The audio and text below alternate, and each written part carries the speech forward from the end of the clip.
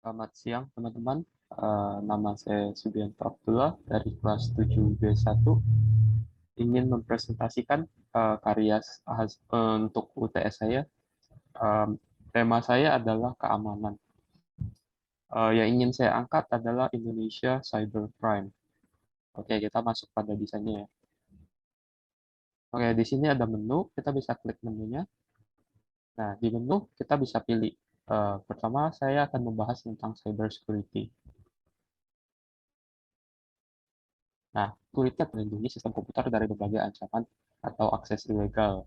Nah, di dalam cyber security terdapat tiga jenis security, yaitu ada cloud security yang berfungsi untuk mensecure cloud kita. Nah, cloud itu apa? Cloud itu tempat penyimpanan yang bug seperti awan. Salah satu contoh cloud itu yang gratis ada namanya Google Drive. Itu tempat penyimpanan gratis yang diberikan oleh Google kepada pengguna Gmail.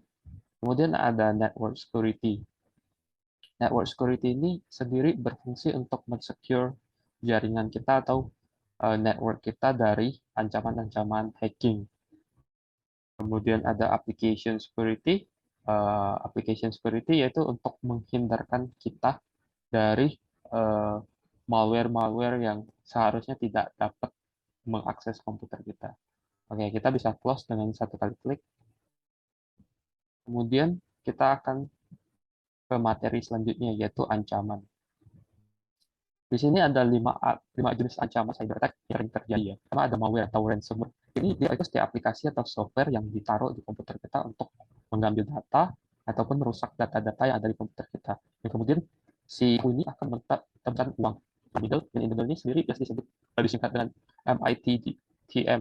Yang berarti pelaku man in the middle ini menjadi di tengah-tengah percakapan antara korban. Jadi si man in the middle atau penyerangnya ini biasanya dia berpura-pura sebagai penengah. Jadi, kalaupun ada terjadi apa-apa antara kedua orang ini, atau misalnya ada sharing password, nah, man in the middle ini akan bergerak. Kemudian, SQL injection, sebenarnya SQL injection ini sangat berfungsi bagus, cuman sering salah digunakan di mana para attacker ini akan menggunakan SQL injection untuk mengambil data-data di database kita ataupun merusak isi database kita sehingga kita tidak bisa mengaksesnya. Kemudian ada denial of service. Denial of service ini sendiri biasanya berbentuk koneksi data. Jadi orang-orang tidak bisa mengakses website kita atau layanan kita. Jadi website kita atau server kita terlihat down. Padahal sebenarnya tidak down, cuman sedang di-attack oleh denial of service. Kemudian ada phishing. Phishing sendiri adalah sering kita temui ya.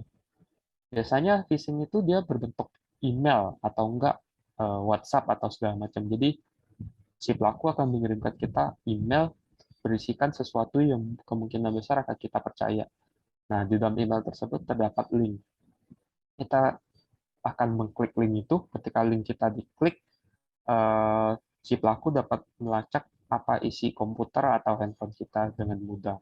Bahkan sampai bank account kita juga bisa dilacak oleh pelaku. Oke, kita next ke cyber attack yang di Indonesia ya.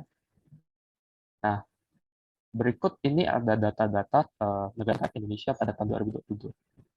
Dapat kita lihat di sini ada Brazil. Brazil mengattack Indonesia sebanyak 2,3 juta kali. Kemudian ada Vietnam.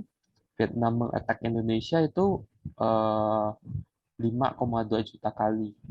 Kemudian ada China. China mengattack Indonesia sebanyak 5,6 juta kali. Ya, 6,3 juta Bangladesh, 8 juta kali. Kemudian ada US sebanyak 12,5 juta kali dan India sebanyak 16,8 juta kali. Namun sebenarnya yang paling besar itu takernya itu berasal dari negara kita sendiri, yaitu dari Indonesia, yaitu sebanyak 21 juta kali. Nah, data ini saya dapatkan dari data Indonesia dari IDL. Nah, data bulan September adalah total attack yang terjadi di Indonesia selama tahun 2022. Oke, next. Untuk cara menanganinya atau cara menghindarinya, ada namanya memetakan ancaman. Di mana kita harus jadi, maka kita DOI. Jadi, kita sudah memetakan bagaimana cara pelaku melakukan aksinya, jadi kita udah harus tahu gimana cara menghindarinya. Kemudian ada membuat kebijakan. Pemerintah harusnya lebih tegas ya dalam cyber security karena Indonesia termasuk negara yang paling gampang diserang. Jadi kebijakan akan cyber security. Kemudian ada kolaborasi, lakukanlah kolaborasi antara negara dengan pihak-pihak penyedia layanan keamanan. Jadi setidaknya data-data data-data penting negara itu bisa di-secure karena keamanan yang kita punya itu lebih lebih update ya, bukannya cuma asal doang. Kemudian yang keempat ada meningkatkan keamanan. Nah, untuk meningkatkan keamanan kita bisa mulai dari kita pribadi ya. Jadi kayak lebih tidak sembarangan dalam melakukan sesuatu. Seperti menghindari phishing, terus tidak gampang percaya dengan barang yang murah, dengan link-link yang mencurigakan, tidak sembarangan untuk mengklik, tidak sembarangan ada pihak-pihak yang menyediakan aplikasi secara legal. Kemudian yang terakhir ada membentuk pusat data. Menurut BSSN, membentuk pusat data menjadi satu merupakan salah satu solusi yang tepat untuk melawan cyber attack ini atau uh, serangan cyber ini. Jadi semua data dijadiin di satu pusat data, kemudian dia secure dengan security paling ampuh. Cuman dari solusi ini, menurut saya, jika satu kali bobol, maka semua data bisa terkena, semua data dapat diakses oleh hacker tersebut. Jadi sebenarnya ini antara efektif dan kurang efektif sih. Oke, presentasi dari saya sekian. Terima kasih.